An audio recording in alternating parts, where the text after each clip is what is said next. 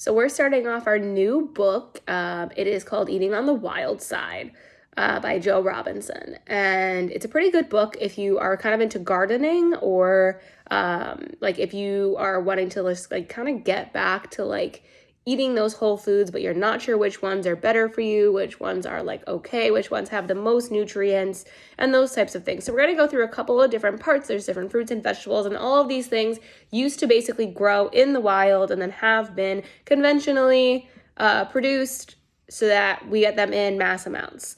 So it's how kind of that went from the wild into conventional eating into grocery stores versus us just picking them. Obviously, I have a garden, slightly different because you're picking it yourself, but still, these are the things, and by things I mean produce. It's always going to be a fruit or a vegetable. We're going to start with the vegetables and kind of go from there, and kind of also go into like seasonality and things like that. So part one is going to be lettuce and alliums.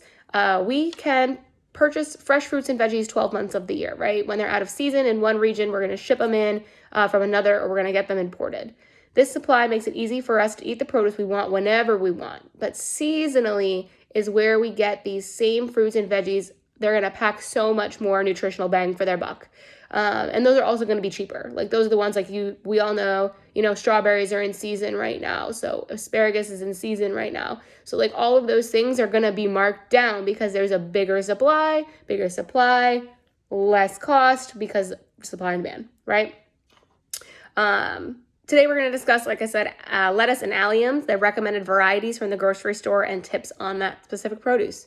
So starting with lettuce, the recommended varieties are going to be arugula. It's high in lutein and overall antioxidant level. Mixed greens is the second one. And these aren't in like a particular order, like one is better than another one. I mean, arugula above all, but besides that. Mixed greens, curly endive, loose leaf lettuce, you want to go for red or dark green. Rosso di Chiogo, which is magenta and kind of white, more like a cabbage, like a very tight lettuce, high in antioxidants. And then you have Rosso di Trevesio. This is the looser version of what I just said, like the magenta white cabbage thing, but it's loose leaf. It's not like in that tight ball.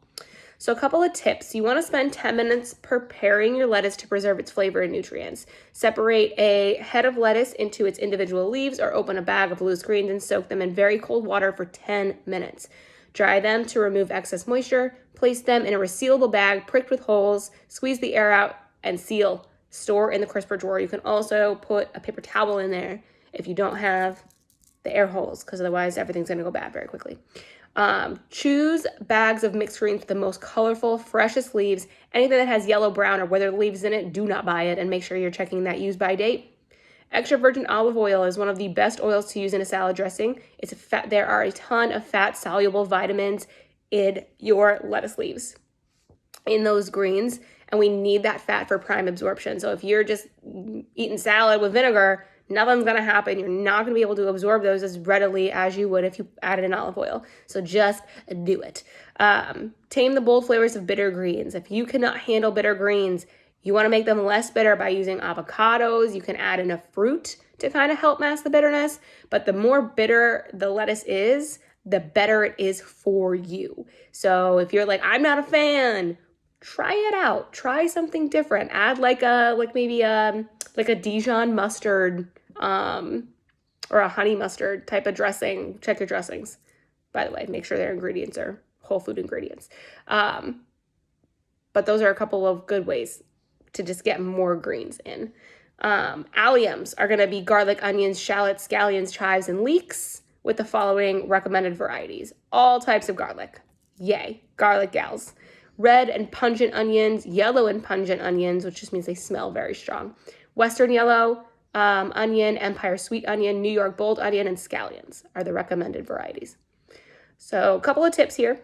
Garlic is going to be rich in nutrients and has a number of promising health benefits. You want to look for garlic with plump, firm cloves enclosed in a tight, intact wrapper. To get the maximum amounts of allicin, which is in garlic, it's also where we kind of get derived like penicillin, allicin. You want to slice, mince, or press your garlic. Let it rest for 10 minutes before exposing it to heat so you can get the maximum amount of allicin. There we go. Jesus. In there. Shallots are mild but nutritionally potent. Put them in everything.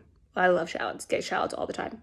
When cooking with leeks, you want to make sure you're using both the bulbs and the greens and eat them within a couple of days.